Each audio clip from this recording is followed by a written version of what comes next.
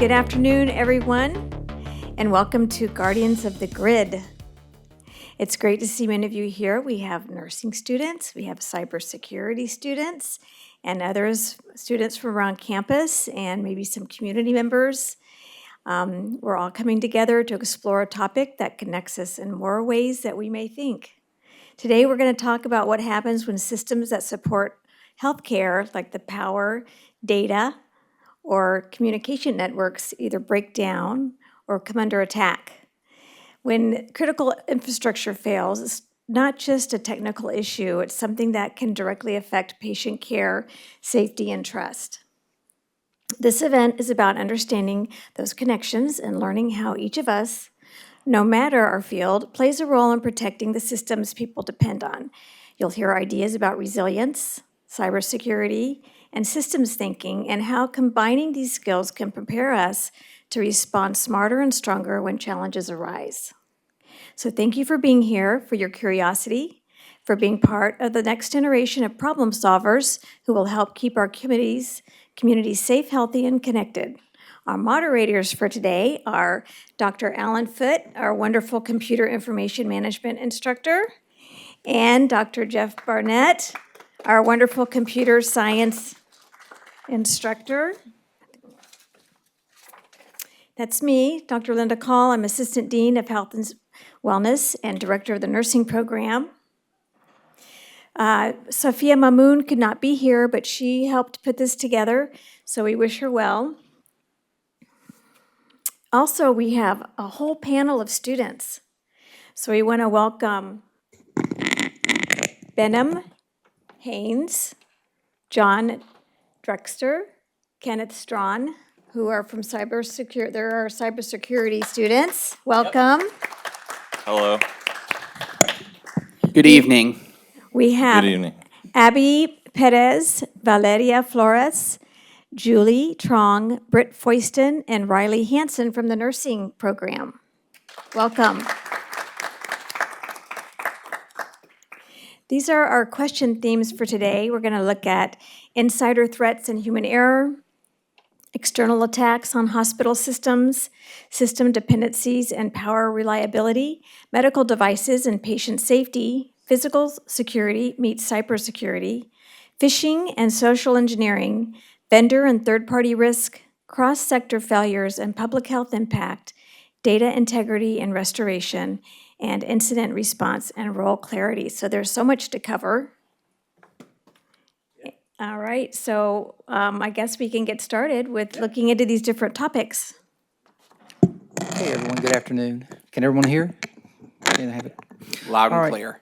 Okay, so before I ask this first question, I want just to frame things. I'd like to have everyone imagine just for a moment, to be impacted by any of this, this critical infrastructure failure, especially in a hospital. It's not just cyber.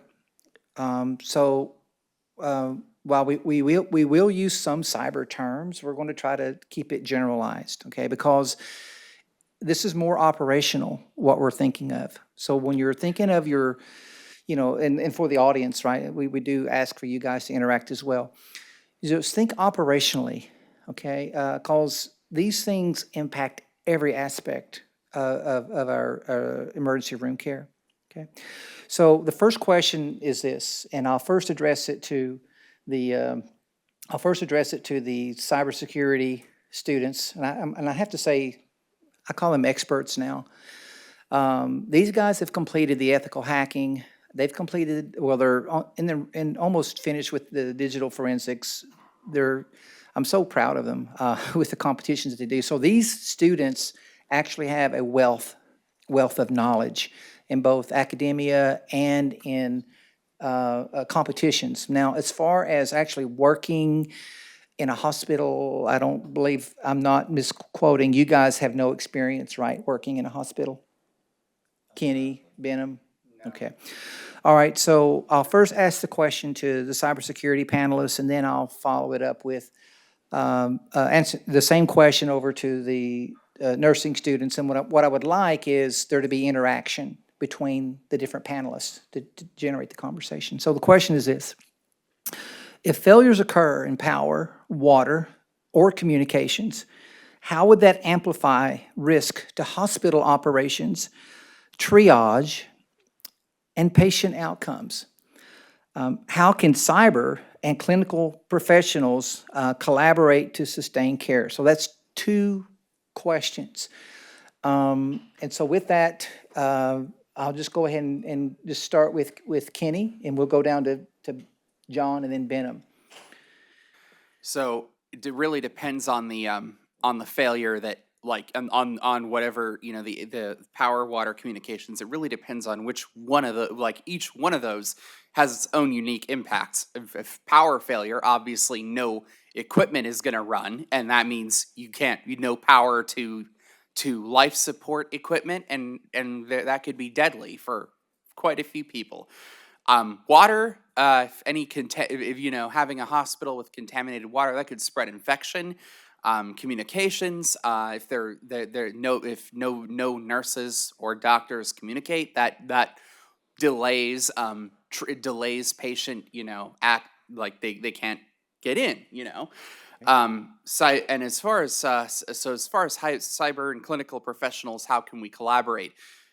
Best course of action would be, as far as proactive measures, having the healthcare as in terms of the possible penetration testing clients out there. Healthcare really should be at the top of the list, because the more proactive measures you can take to close the gaps in your network, the better off you'll be. Okay, all right, John? Yeah, I'll add to that by saying that basically what Kenny was saying, but it would be a cascading catastrophe. So, like power loss will, the ventilators will stop working within 30 minutes. Water shutdowns will disable the operating rooms, the dialysis machines. Communication failures will eliminate electronic health record access and coordination. And basically what Kenny was saying, then patient mortality increases by 35 to 41% during these events. Okay. All right, Benham? I think they pretty much covered most of that, but if also say electricity goes down, I know that there was a major attack in 2018 where it wasn't really electricity, but it was a ransomware attack called WannaCry. Oh yeah. And basically everything was encrypted. They couldn't use any of their machines. And just like if the electricity went down, if there's no electronic systems up, how are you getting medication to your patients? How are you pulling up patient charts before injecting somebody with something that they might be allergic to, but you don't know because it's on the record on the computer? So just simple things like that is not simple, but things like that can really be affected by electricity. Okay. So before we transition over to the nursing students, I would like to kind of help that transition.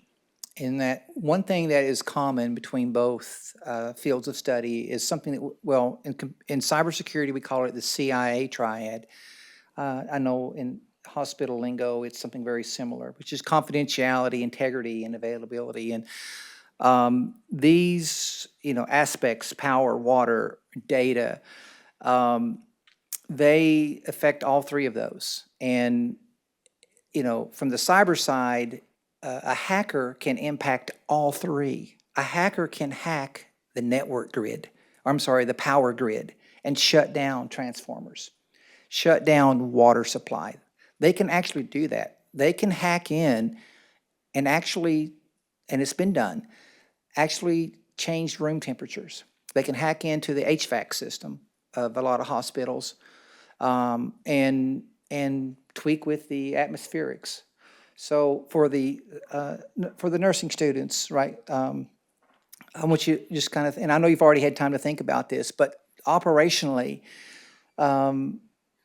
it's, any of these things happen, the impact to the ER room, or from your experience, if you guys can speak to that, or and if you've seen any of it, or at least talked about it, just go ahead, and I'll go ahead and pass it to, and I'm sorry, I don't have the names, and yes, so just go ahead and you guys just volunteer response.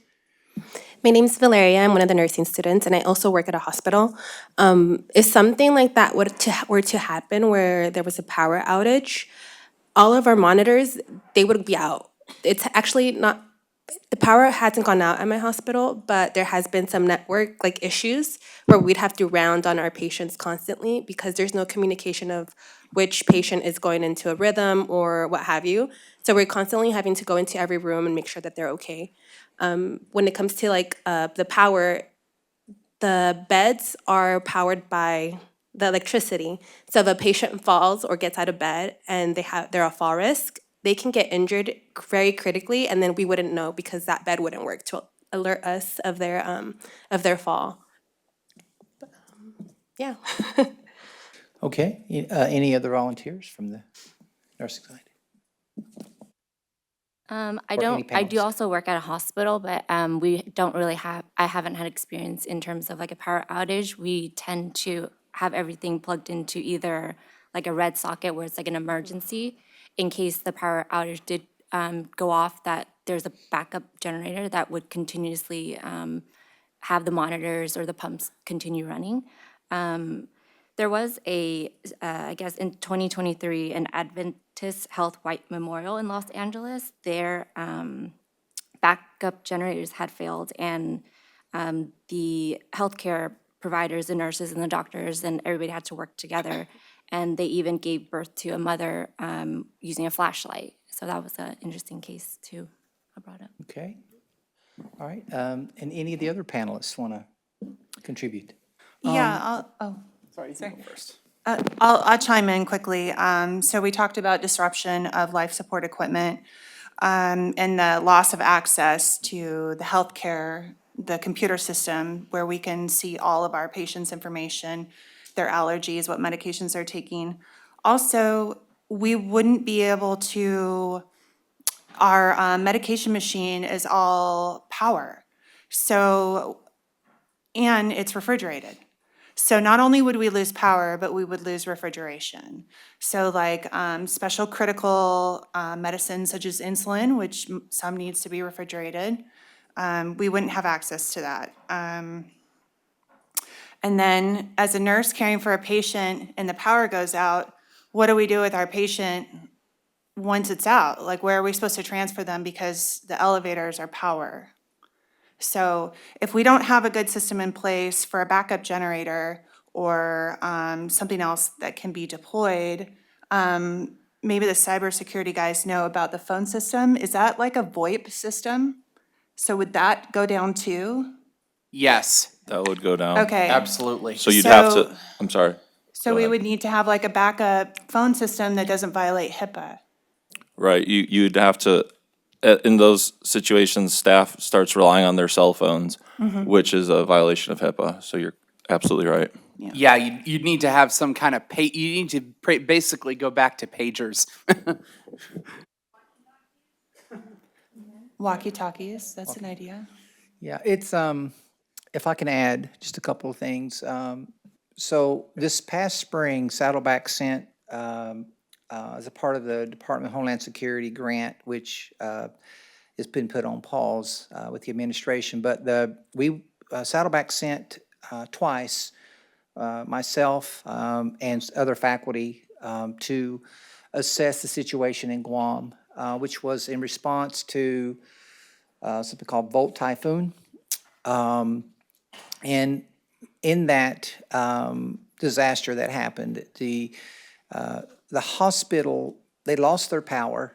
The power was actually, the power grid itself was actually not in too bad shape, but the hospital itself was somewhat isolated, and they lost power. The internet service provider lost power, okay? Which the hospital itself, they during that typhoon, they had to treat, the ER was open, and they couldn't they didn't have access to their billing. They didn't have access to patient records. Everything was on the cloud.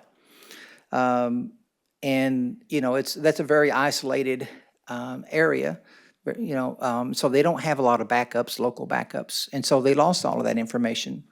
In just a second, Ryan, I'll get your question.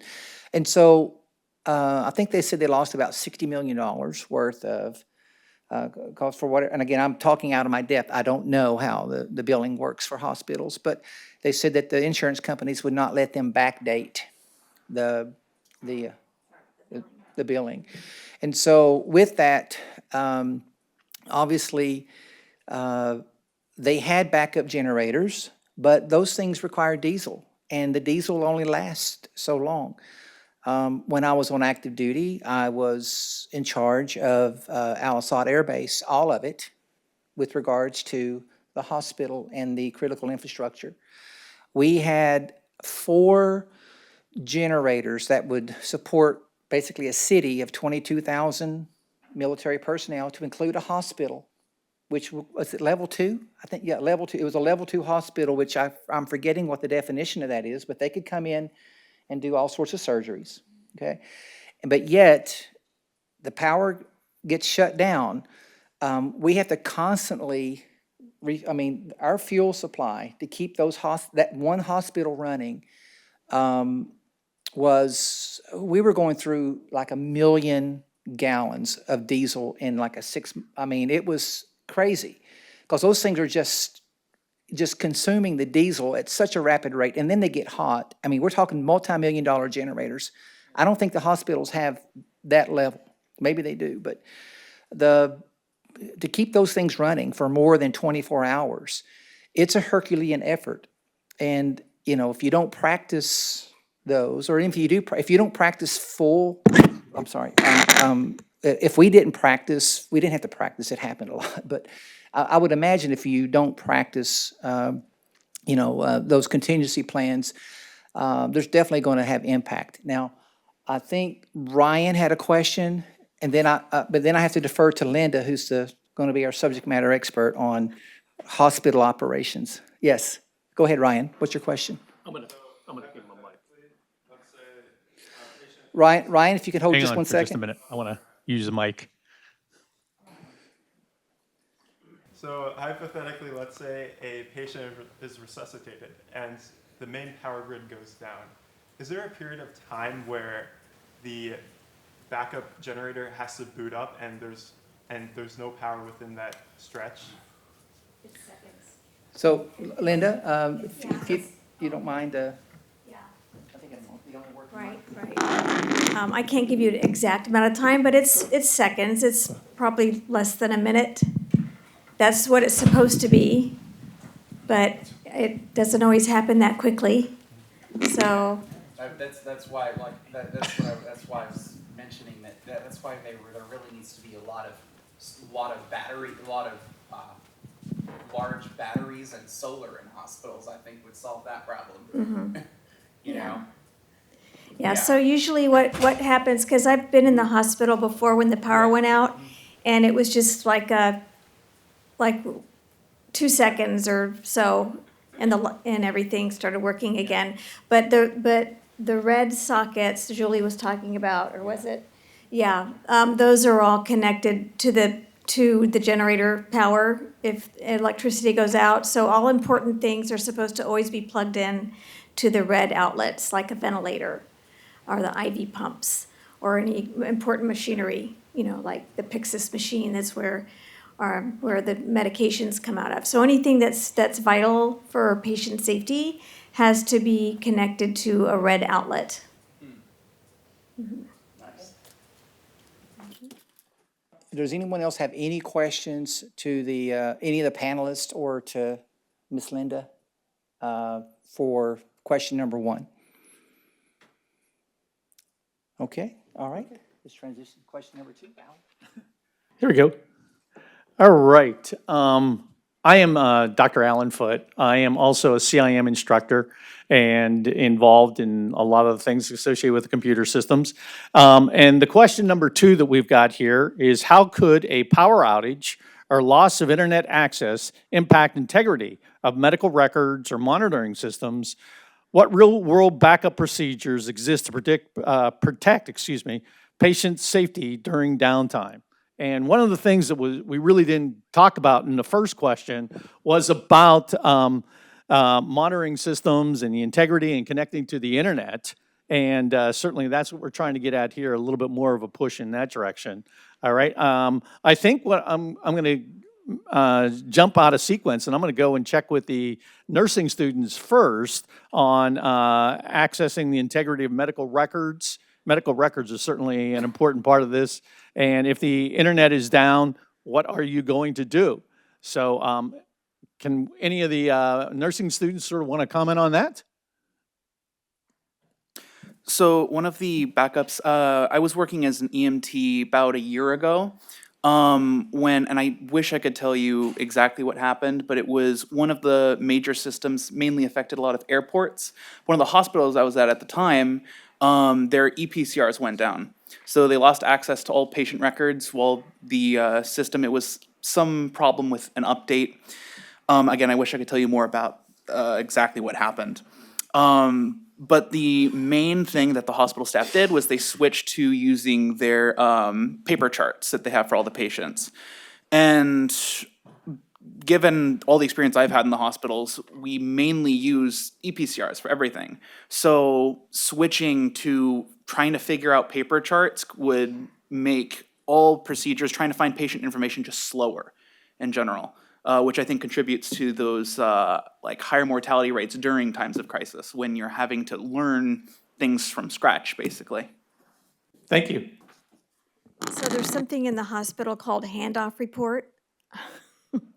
So when one nurse is leaving the shift, at the end of the shift, they give a handoff report to the oncoming nurse. And in that report, they're supposed to include the patient's history, and the current, orders that the patient is getting, and information from the previous shift. So really, the offgoing nurse will have a record of everything about that patient, probably written down on their little organizational tool that they use, that they can then communicate to the oncoming nurse. So if you're a good nurse and you do a really good handoff, you do your patient, you peruse the chart, and you know your patient really well. If everything went out, you would be able to carry on that information to the next nurse, and so that type of information would be carried forward. Also, the patients usually, have a primary doctor who's following them. They don't have a whole bunch of, it's not like every patient in the hospital belongs to one clinician. They have a handful, and they have records also. So it would be a team effort, but important information could be communicated. Okay, so this is mostly for the cyber panel. Question number 2, with respect to, and it's not just power loss. I want to expand it a little bit to, actual access to the medical records themselves, availability. We're talking about, we've already talked about confidentiality a little bit with the HIPAA, but as far as the integrity of the data, I'm guessing that there's a lot of attempted fraud that happens in every institution with respect to insurance, okay? But also with respect to the availability of the data, the trustworthiness of the data. So kind of spinning this in a way where, talking about real-world backup procedures. But now I'd like for you guys to focus on, okay, now let's talk about a hacker that is intent on violating the CIA triad, whether it's whether it's the confidentiality of the information that you're trying to access, or it's the integrity of it. Okay, is that data trustworthy? And then, of course, the availability of it if it's blocked. So you guys want to talk a little about that? I'll start, absolutely. So as far as as far as power outages, affecting integrity, one of the things to note is that they mention that all this life-saving equipment is plugged into the red sockets. Well, the computers that they're entering the medical records on aren't as much. So if they're in the middle of typing a medical record into a computer and the power goes out, they're gonna have that work is gonna be lost mid session, and that affects integrity of a lot of stuff. Um, as far as an attacker getting into the system, there's there's many ways that like if they get some kind of like malware on there, just let's say, and they're able to gain remote access to the systems. They could change, falsify records at will. They could do all kinds of stuff. Okay. Yep. All right. Anybody else want to comment, John or Ben? Yeah, so not just, you could take a hacker aside, but if the power of the internet goes out, the restoration point is the most dangerous time, because when systems come back, they come back out of sync, incorrect timestamps, and data kind of disappears. So that's when offline modes would come into play, or uninterruptible power supplies, or UPSs, and those can be plugged into any computer. You could have those on every computer. Yeah. Okay. Benham, did you have anything to add, or is it? I'm okay. They mostly Okay. got it. Yeah. All right, anybody else from the panel before I give it to the audience for questions? Okay, any questions from the audience? Okay. All right, question number 3. Yes, John. All right, this question is for the cyber guys. So for the issues as far as like getting access to medical records or losing like access to the internet and whatnot, do you think there are other issues that can be fixed? Not like, I mean, like maybe like hardware wise, I mean, or there's, using different systems? Yeah, there are like you could put a firewall as far as the hardware level. Really, you'd have to put you could put a firewall in. You could use EDRs, to monitor, to monitor and stop those things. But there's always, it's a cat and mouse game, because every new measure you put in place is someone is going to find a way around. Like for example, you said like typing, like documents. Oh, in a yeah, way and so like phone.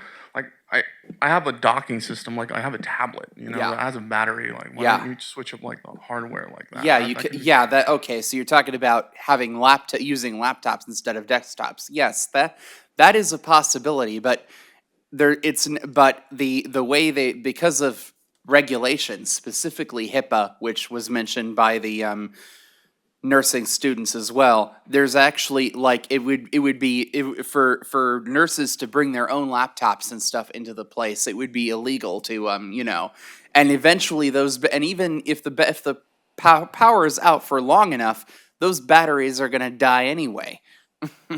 Yeah, it's, and we're kind of bleeding almost into the next question, which I'll ask in a minute, but I will comment that it's, again, I have to defer to Linda's expertise in this case, but with regards to bring your own devices or that's not allowed, right? No. Yes.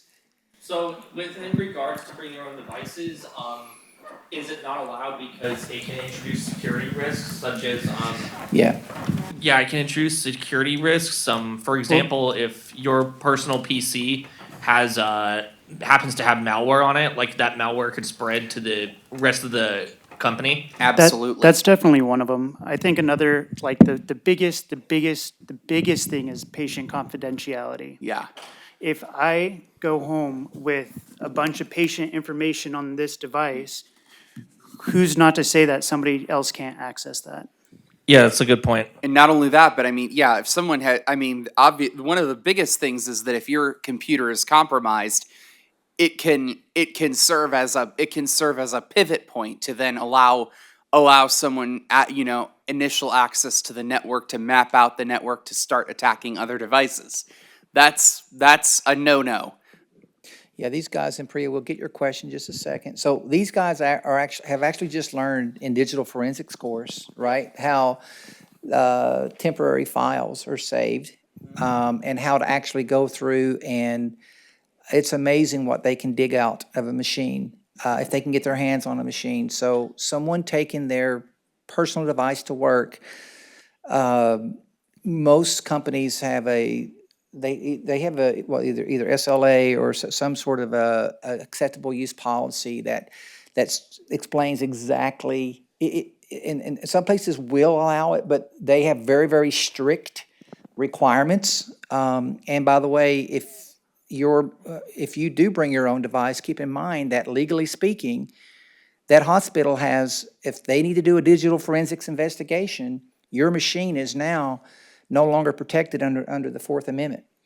Okay, so it's a lot of protections in place for you to not use your personal device, whether it's a computer or a cell phone. Okay, I'll get your question in a second, John. Let's go to Priya. I think you were next. Yeah, so I guess my question is, in many industries, I know it's kind of theorized that analog systems are more secure because they're more difficult to hack or infiltrate. But also the introduction of IoT devices and smart devices, that's also a risk because those are also very easy to take over by experienced hackers. So what would be, I guess, a good solution for generally what to implement in medical scenarios? Don't leave the default password. Well, I would add to that, and we're going to talk about that in the next in an upcoming question. I think it's question number 3. We'll work we'll answer it then. that's perfectly said. John, you had your hand up.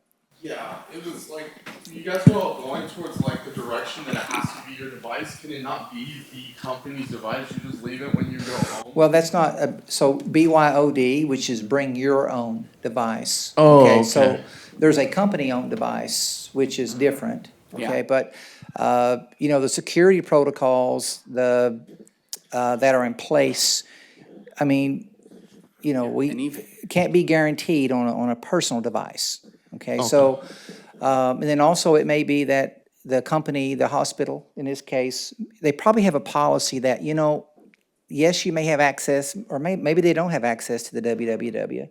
I don't know, but if they do, there may be some limitations on which sites they can go see. There's always the constant threat of data exfiltration and medical. I mean, I'll ask you guys, do you think medical information is valuable? Absolutely. And another thing back to your original question, even if the devices that have batteries are company provided, say the company provides laptops, tablets, or both, the battery's still going to die anyway after so many hours of an outage. Well, not just that. If the internet goes down and everybody has a mobile device, that's not going to work. And if the power goes down and everybody has a battery operated device, the router's not going to work. So it's kind of a limiting factor.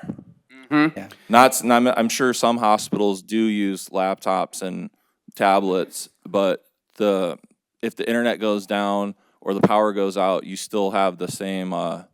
It's still the same sort of things are gonna happen, I guess. Does that make sense? That's what I was going for. Some of these were communications issues, not so much as like, oh, I need information from the internet. Like, what can't you use? Like Bluetooth, maybe? Like, on your power outage. And these aren't like permanent solutions. Yeah, I guess. Sometimes they have to be temporary patch solutions. What a hospital could do, what I would think would be the best thing to do if a situation like that were to happen, was to have like some sort of mobile devices, like a tablet, on a mesh network. Like that. Cool. Or for a hole-in-one, if instead of having backup generators, if a hospital were to have a combination of a bunch of Tesla Powerwalls and solar, that would be the best move, I think. Well, guys, if I can just add here, and as we close this question down and move to the second one, is that But I think you have to remember that the critical path of failure here is the internet service provider. Yeah. And so they lose power. It doesn't matter what you have. No. I mean, we've all experienced blackouts here in Southern California. I have solar on my house. I have a backup battery that run my server for 3 hours. But guess what? The moment that, within 15 minutes of my neighborhood's lights going out, yes, I have internet for about 15 more minutes than my neighbors. But the moment that outage hits the internet service provider's hardware, and their backup batteries kick in, their backup batteries aren't concerned about my information or yours. Their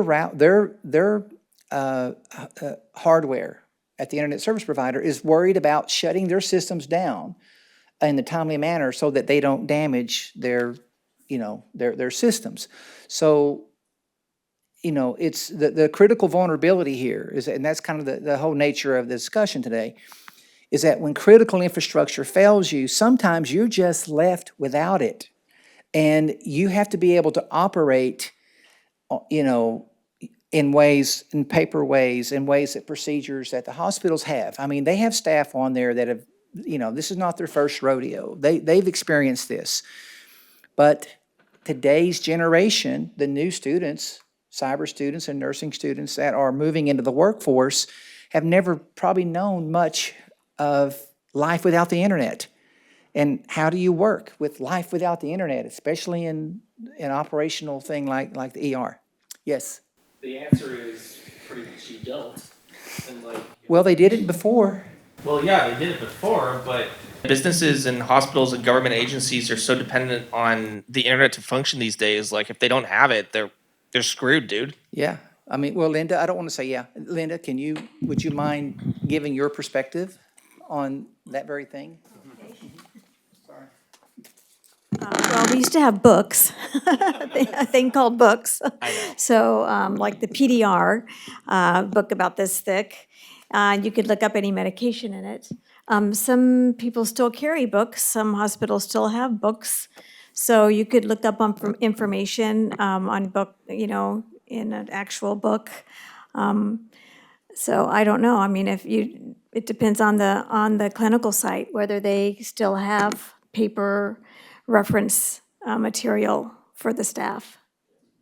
I'd say that's why it's important that people learn how to, especially students, learn how to look up resources without relying on the internet. I agree. Like going to the library and getting a book, for example. I mean, the internet's a great tool, but it's not foolproof, like you mentioned. There was a real world example about this, and maybe not in the healthcare industry, but in the auto industry last year or the year before, where there was a ransomware attack that affected thousands of dealerships, and they reverted back to paper. And they were using paper to run credit scores and do loans and everything, and it was affecting the industry for, I think, like a month or so. You don't, and the thing is, it's not just hackers or ransomware, because that CrowdStrike outage that happened last year in July 2024, it was just one software update, and 34% of the hospitals were affected by that. They couldn't use their computers, and that's not an internet thing. That's a software patch. Yeah, through Microsoft. It was actually CrowdStrike is their own. It was one of their own kernel drivers. But yeah, it affected Microsoft. It was pushed to devices, and it had a bug that did something with memory. I'm not going to get into it because it's too technical. But yes, it caused everyone to have an outage. So yeah, those computers just were not functioning at this point. Yeah. That had nothing to do with power or the internet. So there's all these different variables that come into play.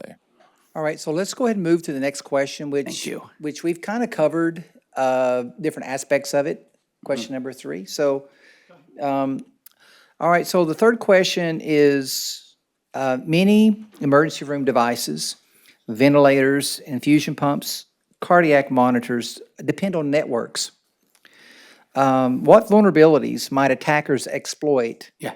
And how could that affect direct patient care. Now, let me just mention that, so these guys have had some experience in the sense that they've actually done some competitions recently on was it CPTC?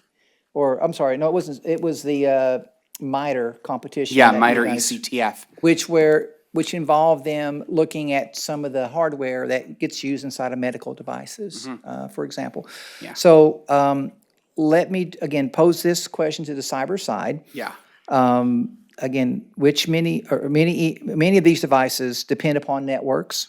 Okay, what vulnerabilities might attackers exploit, and how could that affect direct patient care? So one of the most and I'll start with this one. So these devices, if they're connected to the network, then there's many ways, like too many to count. And if I were to give an example, I might talk over your heads.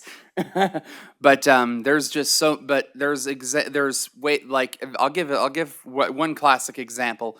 Say someone finds their way onto the network and they manage to discover a text file on one of the computers containing a username and password to the admin panel on, say, a ventilator or one of these other devices. They could log into that device remotely and do some and basically weaponize it. And that's really the worst case scenario. It's worse than downtime, because the attacker now has full control, and if they don't like the person, they could make it do something to harm them instead of help them. Okay. Yeah. They can flat out kill somebody Yep. if they Yeah. wanted to. Yeah. But I was able to do some research on this question, and 75% of infusion pumps have known unpatched vulnerabilities and often run on Microsoft XP with default passwords. I'm not sure, does anybody know when Microsoft XP came out? Windows XP 2001.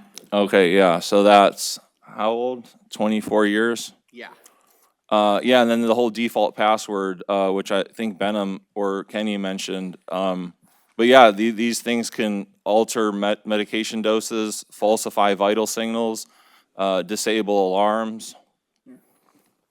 Yeah. Yes, Benham, go ahead. So this might be a little technical, but it once you find out and you map out a network and you have this Internet of Things device here, whether it's a ventilator, IV pump, or et cetera, you can go online, look up known vulnerable CVEs, which is like it's a little code that tells you what could be vulnerable with that machine. There's a program on Linux that's like 2 buttons to exploit those vulnerabilities, which is pretty crazy. Just 2 buttons, enter in the CVE, hit enter. Yep. Okay. All right, let's go ahead and transition to the nursing students. You guys want to comment, at least maybe your reaction as to those kind of threats? For me personally, that's kind of scary. Because if we're going in and we know that we set a pump a certain rate and then they're changing it, that can kill our patient, depending on what medication it is. So, yeah, that's really scary. It is, and it's, again, just coming from, what I have seen, I hate to, I don't want to be an alarmist or anything, but man, I'm telling you, it's a lot of responsibility on the information security officer for whoever's running the hospital, and I would not want their job. They could not pay me enough, because the responsibility and the stress of that position, and by the way, an information security officer is not a cyber expert, okay? They're not trained how to harden systems or be pen testers. There's a whole nother category of professionals that does that. So I'd be interested to know, what sort of pen testing maybe that the hospitals have used. Again,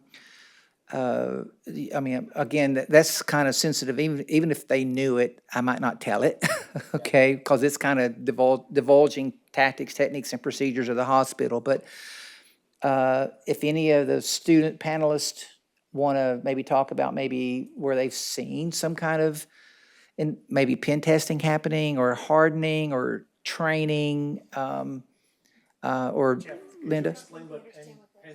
Yes, so penetration testing is where you hire, or the company hires someone or a team to go in to their network and pretend to be hackers in a passive way where they're not taking anything down, but then they provide a report on, okay, these are your vulnerabilities. They make recommendations, they don't fix, because then they become liable for that. Well, you've told us and we fixed it and we still got hacked. So the penetration testers do that.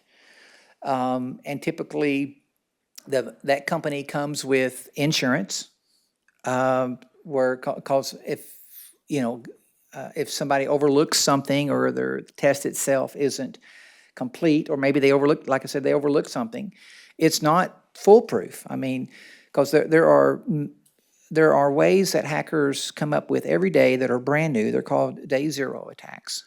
But it is really scary, and that's why I think it's important that we had this discussion, or we have this town hall to discuss this, at least for awareness. There's nothing in here that can be done to fix day zero attacks, because we don't know. Like Kenny said, it is a cat and mouse game, but they get into these devices, and our guys were going into devices. There's an yearly competition that they compete in, where they're given these devices. They look like little sticks of chewing gum. They're about this big, but this is the hardware that goes in many of the medical devices, and there's vulnerabilities that are built into in code into those machines. These guys have to go through. They scour the operating system. They scour the code on the operating system. And actually, I'll let Kenny, if you want to kind of we do a full code review of the they have a vulnerable example OS that they give us, and we comb through the source code to find all kinds of stuff, and then we design our own better version with less of those vulnerabilities, so to speak. Yeah. And yeah, it's Yeah, so it's basically it's a deep dive into, in the case of a hospital, right? You would say, okay, we want you to look at our networks, our printers, but also we want you to look at our medical devices, which becomes even more expensive, okay? Because it's not cheap. It takes a lot of time and a lot of thoroughness, and to investigate every single type of hardware that you have. It's okay. Kenny and John, I know you guys worked on it before. I mean, how many hours did you guys spend on those devices? Oh yeah, it's literally a full-time job when the competition is going on. I think they spent probably around cumulatively around 200 hours, and then that was just on one device. I would like to say something else too about this, and maybe you guys, this is way above my pay grade, but like that's like, if somebody dies in a situation like that, who's to blame? Like that, and that probably is, and the guilt that a nurse or a doctor would feel if something like that was to happen, but and they had nothing to do with it. Well, it's a great question as far as who's to blame. What's that? Oh, service level agreement. It's an agreement between the security providers and the hospital administrator. So whatever they have agreed on, so I think it depends on that So agreement. typically in a situation like this, what would happen is that the hospital probably has cyber insurance to cover certain things. Okay. But that is reactive, okay? To execute due diligence with respect to hardening the systems, the information security officer is probably going to be the one that everybody looks at and starts, looking at their, at that position, at that person, because someone's going to be, accountability is going to land in somebody's lap. And so then attorneys get involved. Because as Dr. Monfred mentioned, what was the service level agreement between the hardware equipment and the vendor, between the hospital? Because the hospital doesn't have the endless resources to hire pen testers to come in and test all that hardware. So there's going to be big attorney battles, go back and forth, each side looking to point fingers on the other end.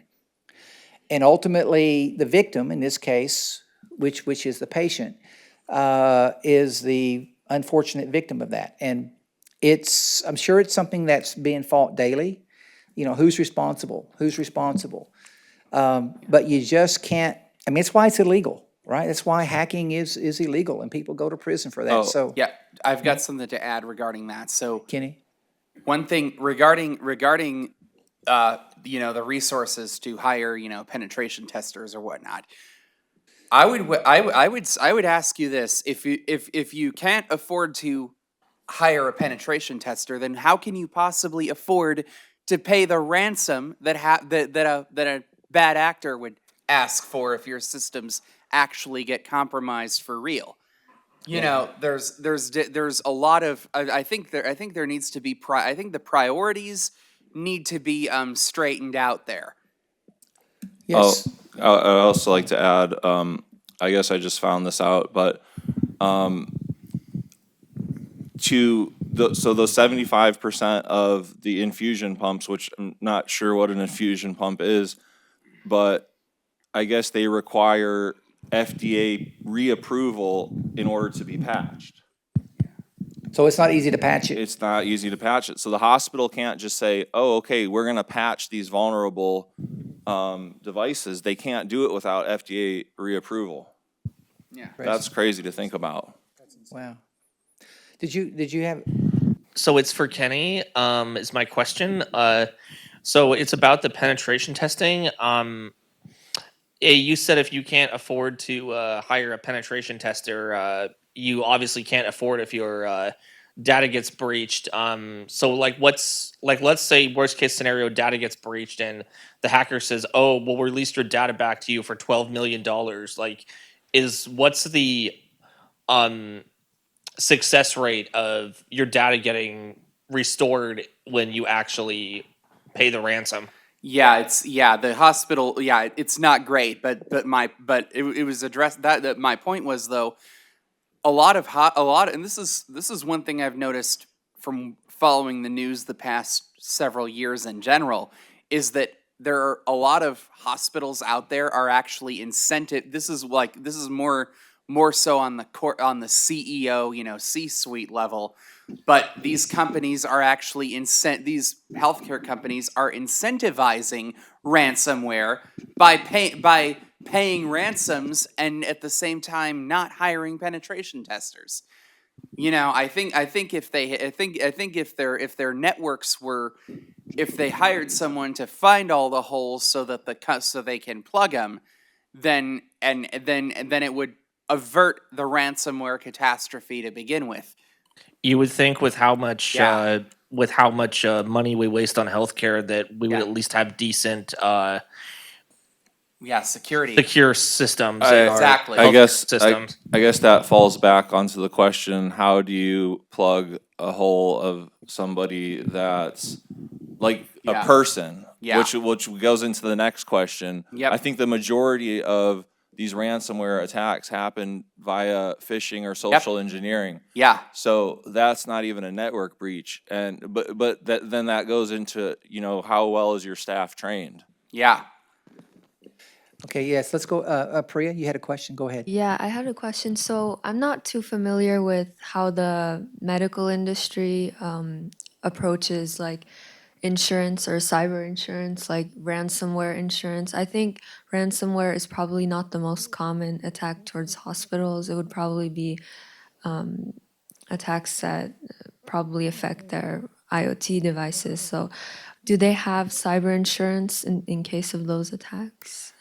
I'm sure they do, but that's like the one thing to note is that I think a lot of cyber insurance companies should really have their own red teams and stipulate in the terms of the insurance agreement by agreeing to this insurance contract, you agree to have your network periodically assessed, because otherwise the reason why cyber insurance keeps going up and up and up is because the companies aren't doing enough to proactively prevent breaches. So as we get ready to move on to the next question, but I'll just kind of leave you with this, and it'll come back up, because all of these questions kind of have the same, you're going to find that we circle back, okay? But the thing is this, is that with critical infrastructure, there's only up the food chain, so to speak, power chain, information chain, there's only so much the hospital can impact. Sometimes there's things going to happen like the LA fires or natural disasters that happen that go beyond the ability of the IT staff at the hospital to keep things running. And the fact that these guys are trained to operate in these types of environments, I think that is really a testament that we need to sit and think for a moment. And by the way, thank all of our emergency response providers for dealing with that, because there's a technical aspect here, but there's also an environment aspect here where sometimes there's just nothing you can do but deal with the loss of and availability of the information, of the power or the network. And sometimes, no matter if you do everything perfect, okay, you've hired the pen testers and they've caught all these, and we have this super tight network. And it's going to get into the next question here, but ultimately sometimes things go beyond the hospital's control. And then sometimes on the flip side, it can be the simplest user at the hospital that brings the whole thing down. Okay, so with that, I'm going to go ahead and transition to question 4, which, Alan, you want to take? Question number 4 is going to get a little bit more into phishing and social engineering, okay? How could phishing emails or fraudulent calls targeting the ER staff or any of the hospital staff lead to broader critical infrastructure disruptions? What realistic training can reduce that kind of risk?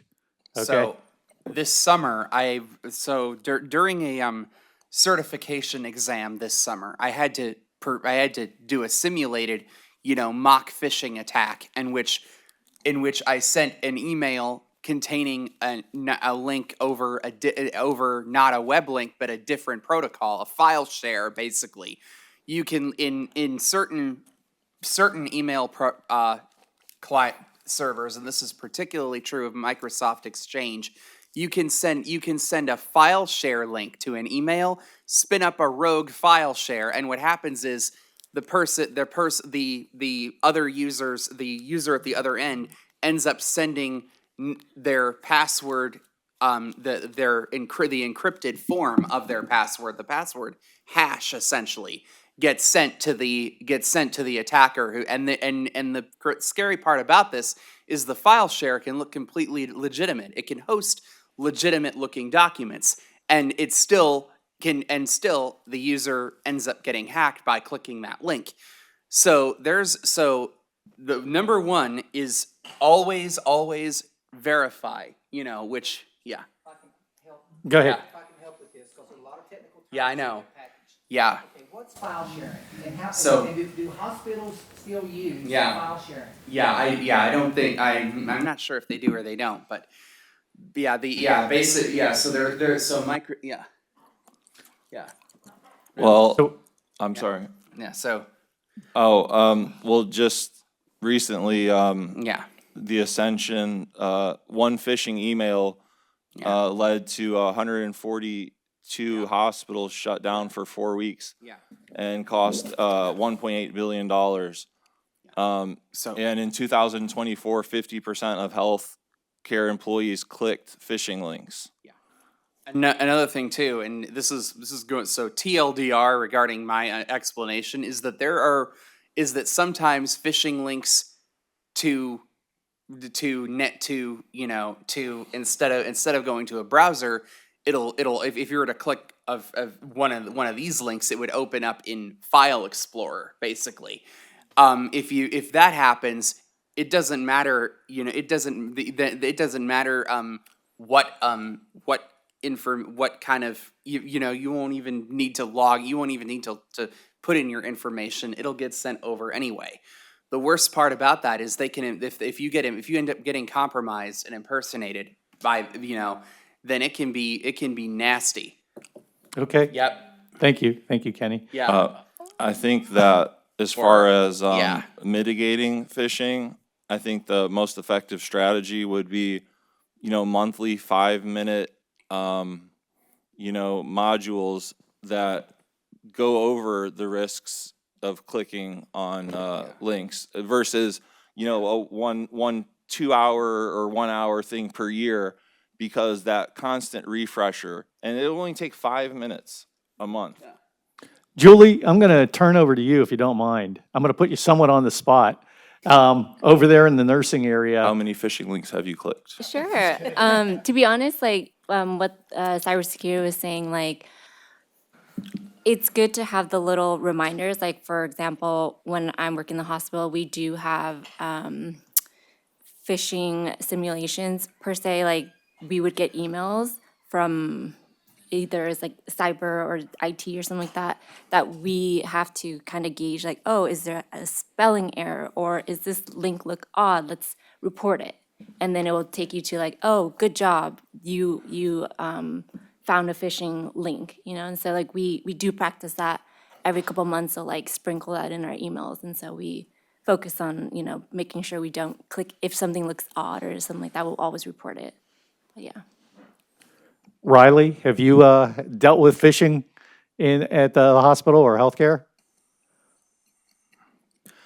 Me, myself, not necessarily, besides the initial training for our clinical sites.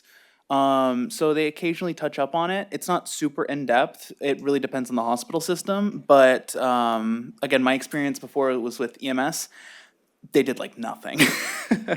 Their training was very minimal. They didn't worry too much about it. We didn't use any of our own devices. They wouldn't really send us emails. We had our own system on the devices they had with us.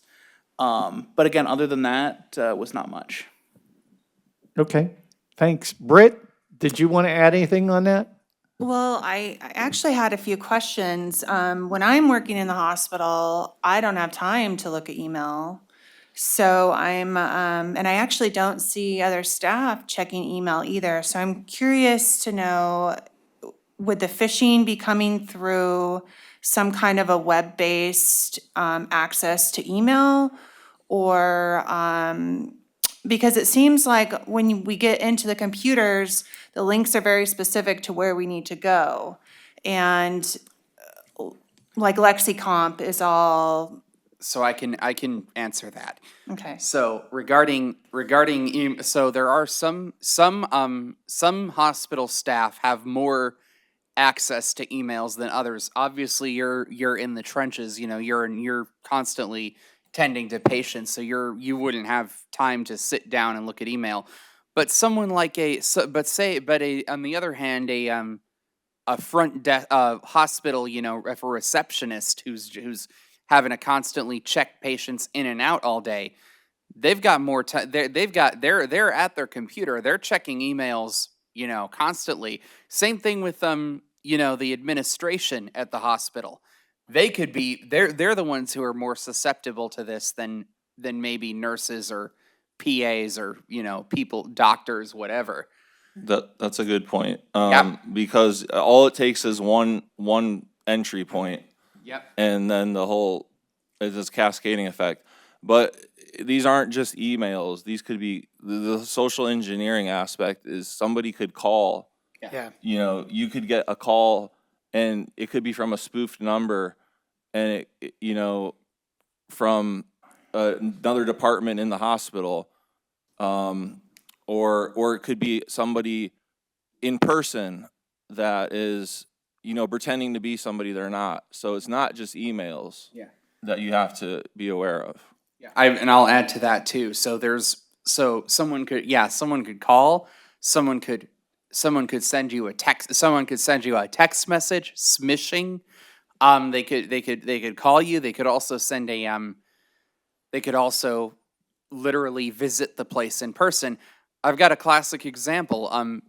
Before I back in 2021, 2022, I was a multi-app delivery driver for DoorDash, Uber Eats, Amazon Flex. That's the scariest one. Imagine someone were to wear an Amazon vest holding what looks like a package, and they get let physically into the place, only to then plant, say, some kind of attack cable like an OMG and take advantage and compromise your network that way, you know?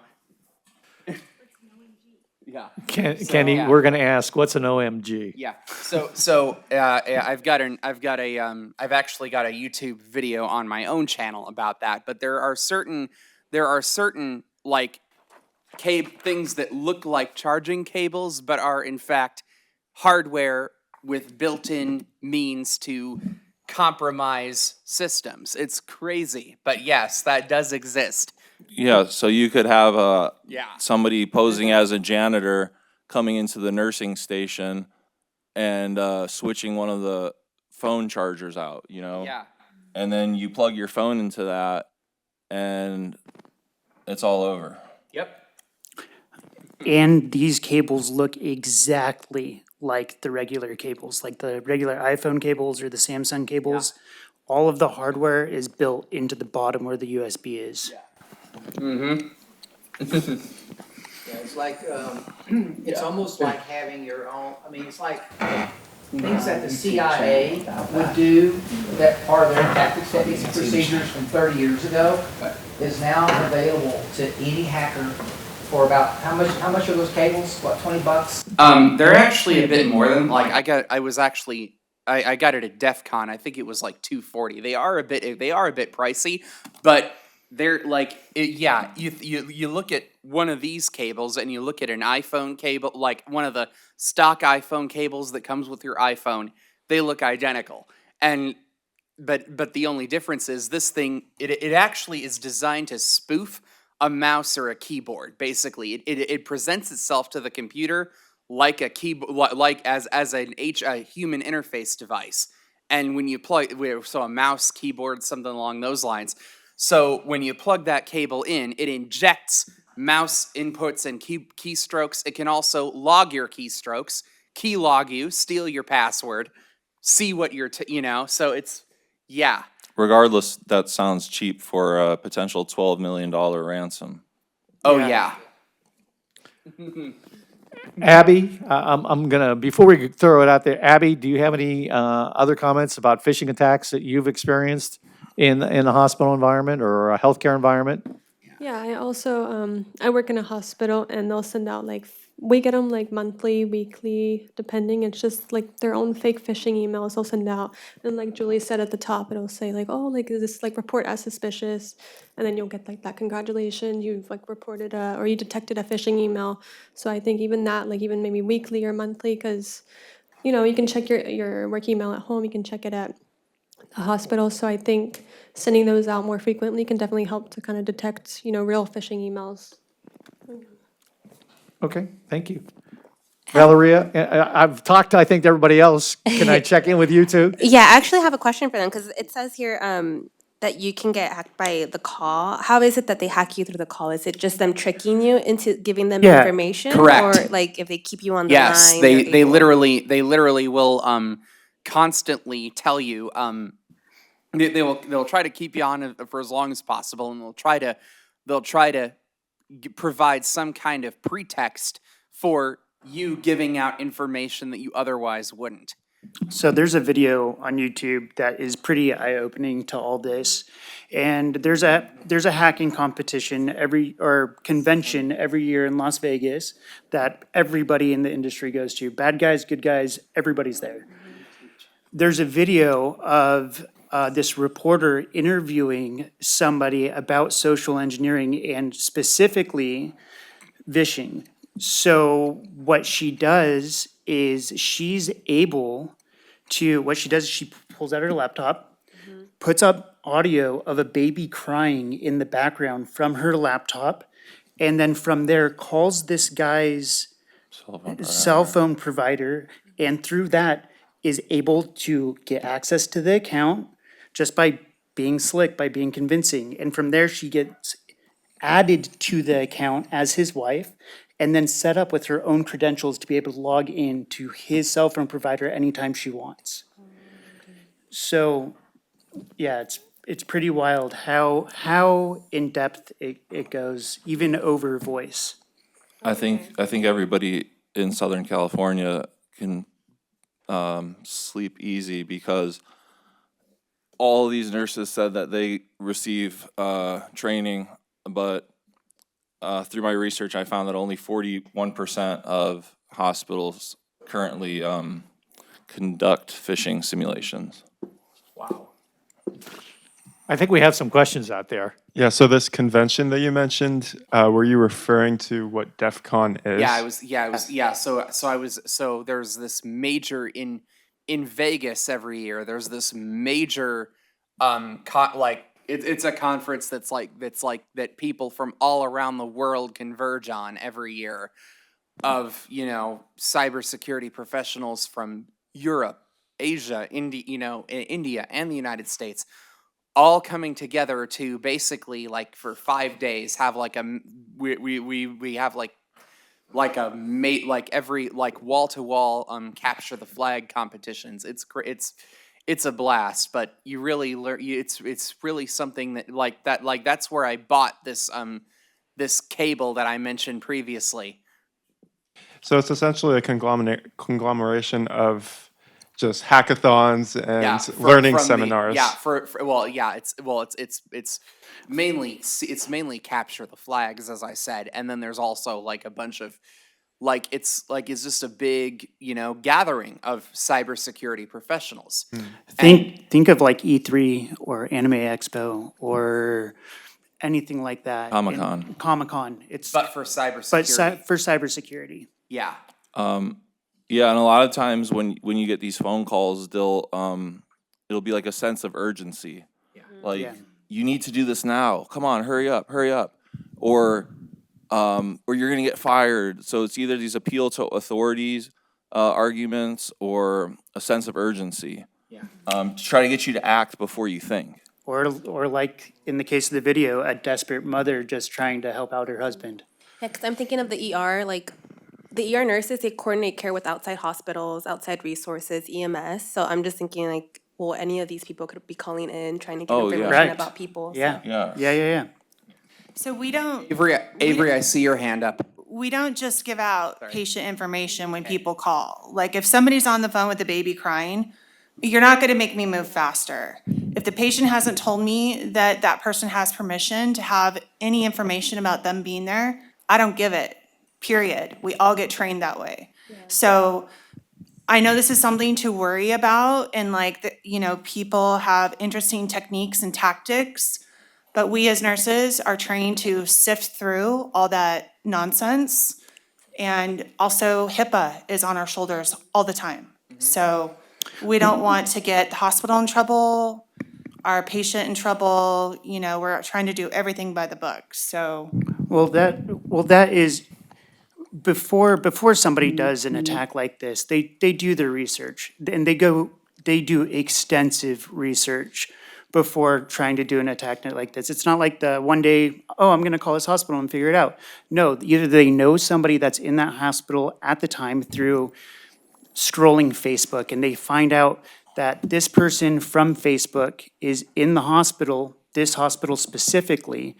They go down the rabbit hole of like, okay, who's the wife? Who's the mother? Who would be their next of kin? Who would have the permission to get that information for you? And then how do I spoof my persona to prove to you that I am that person? I mean, I also don't think this is just about divulging HIPAA information. Like I said at the beginning, one phishing email led to 142 hospitals being shut down for 4 weeks.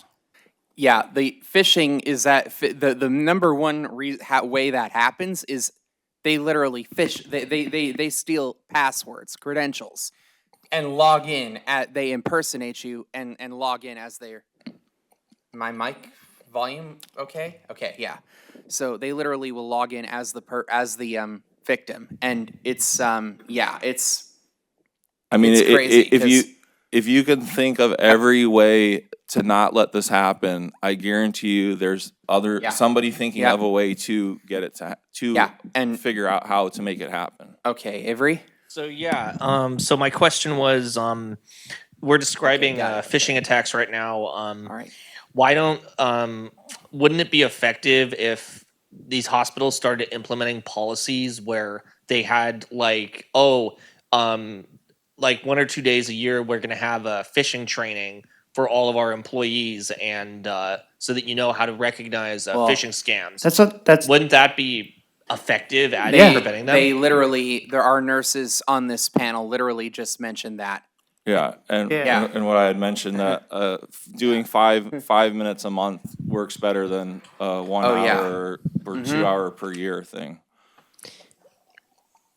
Could I just add, I think the first thing I noticed reading this question was network segmentation would be a very important addition Well, for the, if a phishing email contains malware Yeah, and abs- spreads throughout the Well- devices in the hospital. But I don't think many hospitals invest in that level of they IT or security. I'm sure they do, but network segmentation is like unless unless the segments are air gapped from each other, it does slow an attacker down, but it is quite easy to circumvent, as I know firsthand.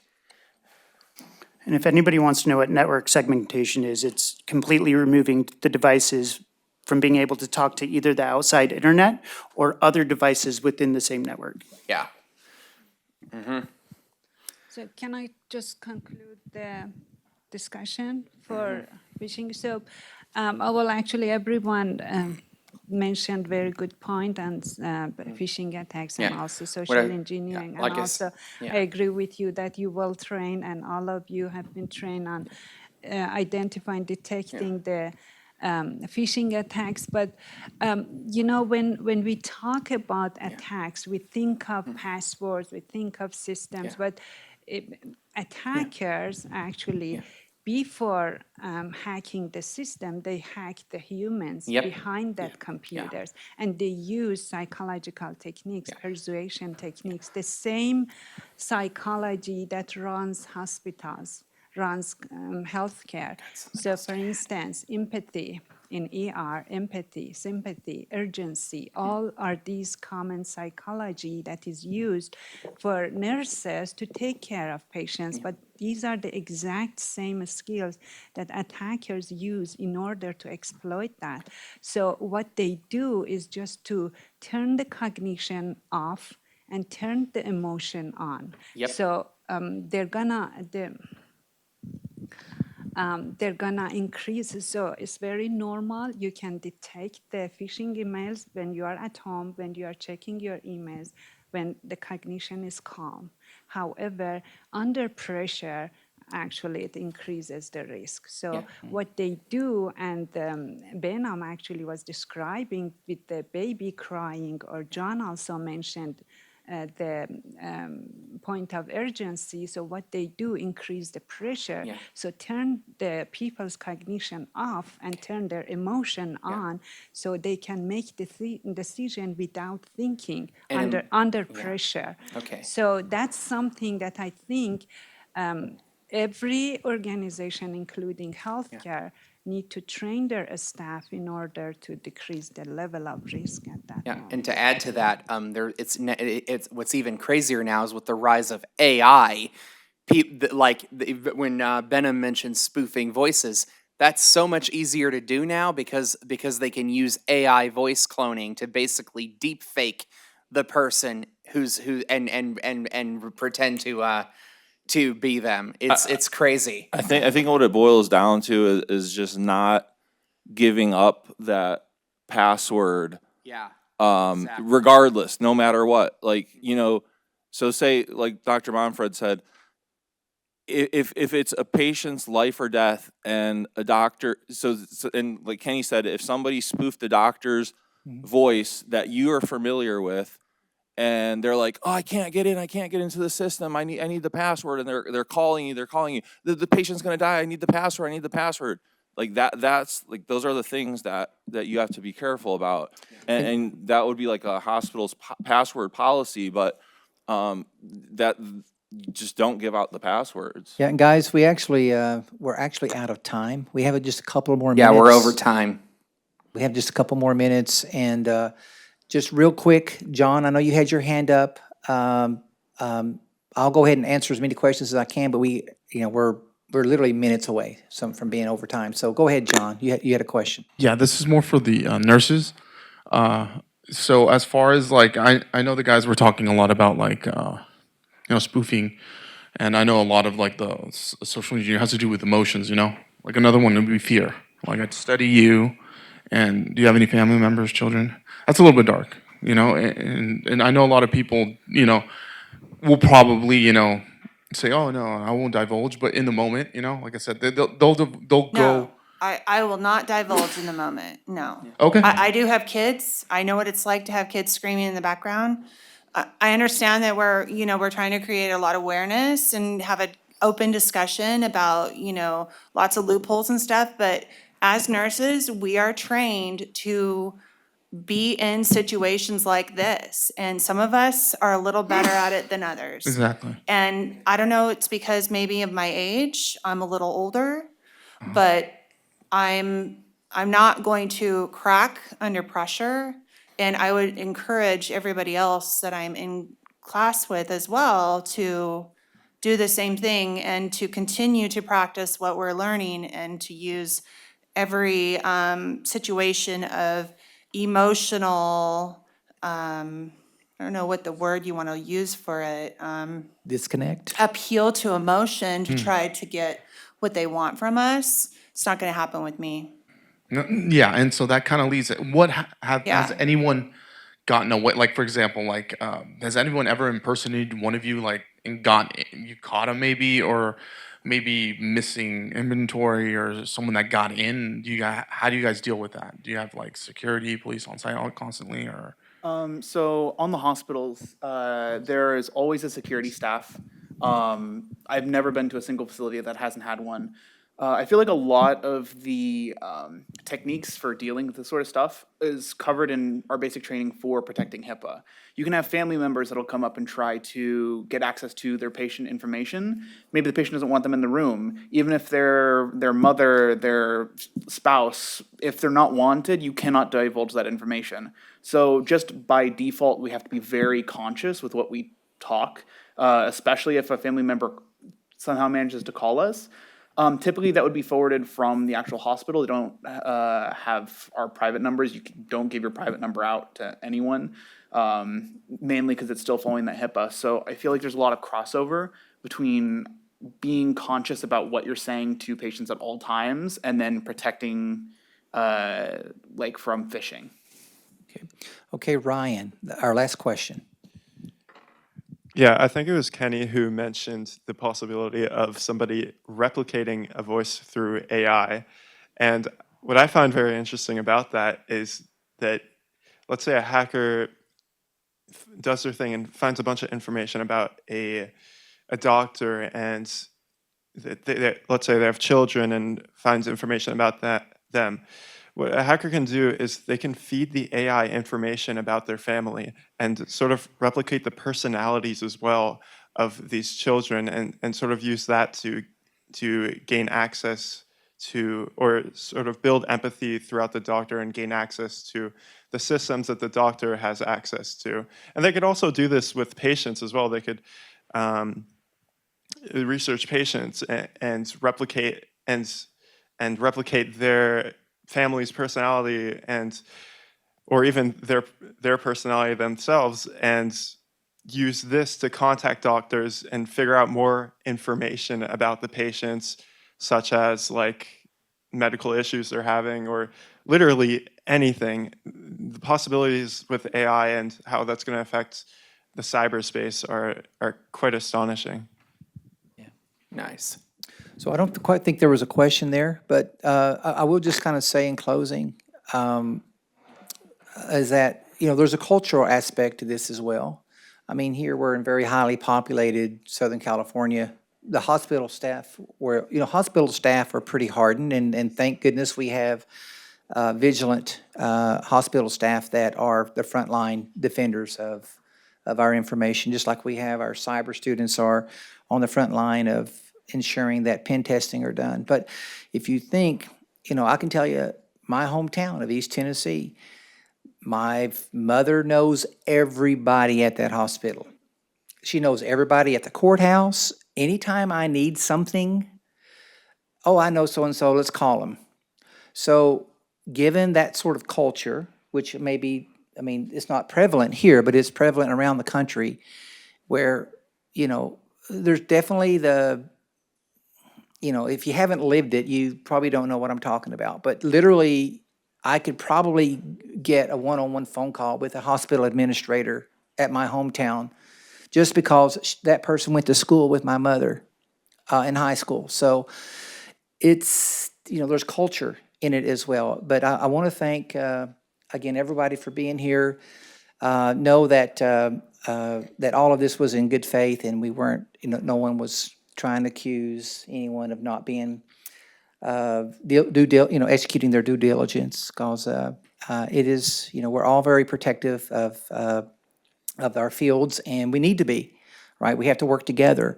And this this symposium was really meant to bring awareness. There's no solutions sitting across here other than just to be